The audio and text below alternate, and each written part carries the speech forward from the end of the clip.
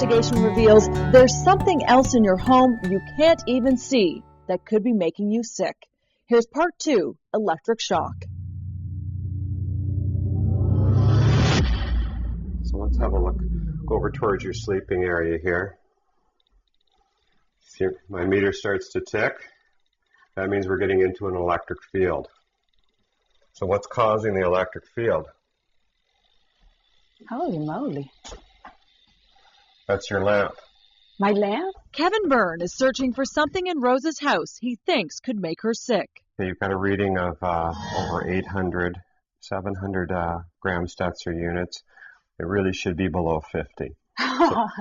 So this is measuring the amount of radio frequency radiation riding on this circuit in your bedroom, which is turning this lamp here into a radio frequency transmitter.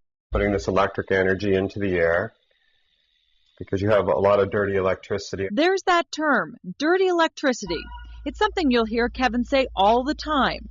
He thinks dirty electricity is affecting people. Sleep, achy joints, pain, a feeling of anxiety, stress, electro-stress I like to call it. People charge up. They have all this surrounded by all these wires and electronics all day. He's testing energy levels. What's in your house, what's outside your house. These days we're surrounded by all sorts of electronic stuff. Appliances, power lines, cell phones, Wi-Fi. Kevin measures for all of it. Compact fluorescent light bulbs, plugs, even baby monitors. Rose is raising 2 young children and suffering from lupus. She wants her house checked out top to bottom, worried if modern conveniences are affecting her family. Okay, again, we're measuring the electric field being emitted by this alarm clock. This is one reason that you shouldn't have an AC-powered clock near your bed, because it's emitting an electric and magnetic field. Wow. And as you can see, that field's coming about 4 or 5 feet from that clock. Okay? And same with your wiring here. Can you hear your wiring? Yes.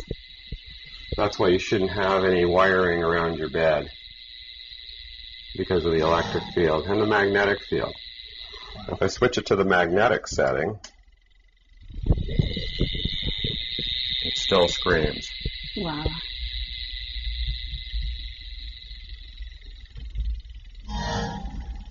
Very frustrating, because our home is supposed to be our castle, like supposed to keep us safe, and to know that our home is making us sick, it's disgusting. It's scary, I have 2 children in the house, and if that stuff, if it is what it is, if that is doing that to me, what is it going to do to my kids? We don't know. So what is dirty electricity? To try and find out, we asked expert Dr. Magda Havis. Dirty electricity refers to high frequencies that flow along an electrical wire, and it's generated by any kind of electronic device that isn't properly filtered. Then we asked Robert Bradley, Health Canada's director of the Radiation Protection Bureau. Quite frankly, I don't know. I don't understand this issue of dirty electricity. Quite frankly, it seems to be something that is not well understood or not well accepted by the general science community. Certainly it's proposed by a small group of individuals, and the link the link to it as a cause of health concern again is not clear to me. The health concerns are called electromagnetic hypersensitivity, being sick from all the electronic stuff and what it gives off. And there's a fierce debate about it. The World Health Organization says it exists, but scientists and doctors disagree if it can make people sick. The syndrome is called electrical hypersensitivity. That doesn't mean the rest of us aren't sensitive. It just means that we're not showing any symptoms. And we think perhaps 3% of the population has a very major response to this form of dirty power. There is a subpopulation who claim what is known as electromagnetic hypersensitivity, and these people experience real symptoms, headaches, as you described, and so forth. But the issue for us and for science in general is the attributability of this to exposure to EMFs, again, regardless of the source. About 1,000 microwatts right now, okay, at about 4 feet. So if you have that on your desk in your office, you're going to be getting dosed with that all day long. It's horrible.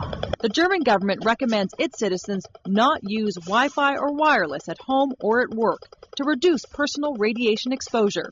Health Canada doesn't think that's necessary for Canadians. Our recommendations will come as the science evolves. But at this point in time, the current guidelines, as they stand, are quite protective of the general population. I had no clue what dirty power was. Gail Cohen had never heard of dirty power until she was diagnosed with breast cancer. For her, it all centers around this school, La Quinta Middle School in Palm Desert, California. A lot of teachers there were getting sick with cancer. I'm convinced 100% that there is a problem at that school that is causing people to become ill with cancers. There are too many types of cancers and too many cancers there for it to be more than a coincidence. It's picking up radio frequencies, picking up the high frequency transients, dirty power. So epidemiologist Dr. Samuel Milham studied the school. And the teachers at La Quinta Middle School, their cancer incidence, that's new cases per year, is almost 3 times what you'd expect. He says it's because of dirty power. Why? Well, we did a comprehensive study measuring high-frequency voltage transients, also known as dirty power, in the outlets in the classrooms.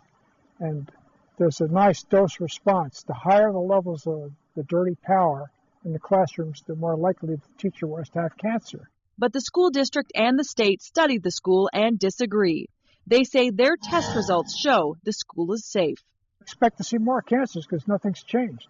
The kids are still being exposed and the teachers are still being exposed. Back at Rosa's house, she doesn't care about the debate. She's not waiting for scientists to agree. Okay, let's check the dirty electricity on this circuit. Wow, that's high, guys. We're talking 800 in this room, too. She's having Kevin install filters, hoping they'll clean up her home. He promises it will make a difference. Now we'll put a filter in. And it drops it to 77, 80.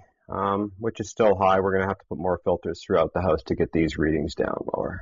She just wants to sleep better and reduce any risk that may be out there for her family. It's scary, I don't know what this stuff is doing to my children. How is this going to affect them later on in life? So hopefully we'll get this resolved so they don't have to pay the price.